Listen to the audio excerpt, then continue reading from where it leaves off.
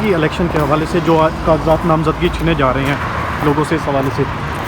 वो इमरान खान कहते हैं नवाज शरीफ ने 2 अंपायर खड़े किए हैं।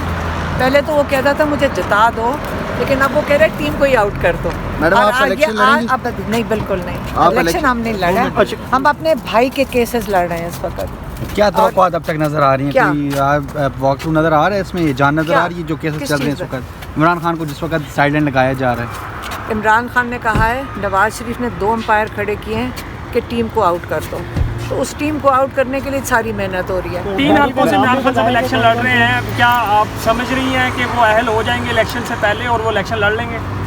जिस तरह चीज़ें जा रही हैं, मैं बता तो रही हूँ, वो चाह रहे हैं, वो कह रहे हैं कि नवाज शरीफ चाहते हैं कि टीम को फील्ड से आउट कर दो। आप देख तो रहे हैं उसका अब एविडेंस आपको नज़र नहीं आ रहा। लोग वो कहते हैं कागजात जमा कराने थे, उनको मार धाड़ के किसी के कागज़ फाड़ रहे हैं, किसी को धक्कम पेल कर रहे हैं, किसी को जेलों में डाल रहे हैं।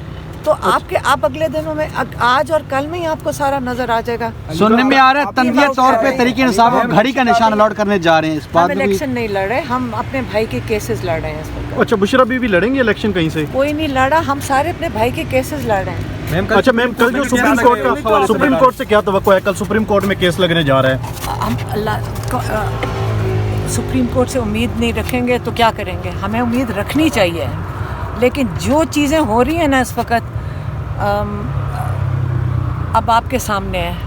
बस उम्मीद भी नहीं छोड़ेंगे और अल्लाह से उम्मीद रखेंगे। अगर सुप्रीम कोर्ट नहीं दे सकते ना उम्मीद, लेकिन याद रखें हम उम्मीद नहीं छोड़े, हम अल्लाह से उम्मीद। मैम अगर खान साहब आपको कहें इलेक्शन लड़ने के लिए तो आप लड़ेंगी फिर? नहीं, वो कहेंगे अभी भी तो नहीं लड़ूंगी।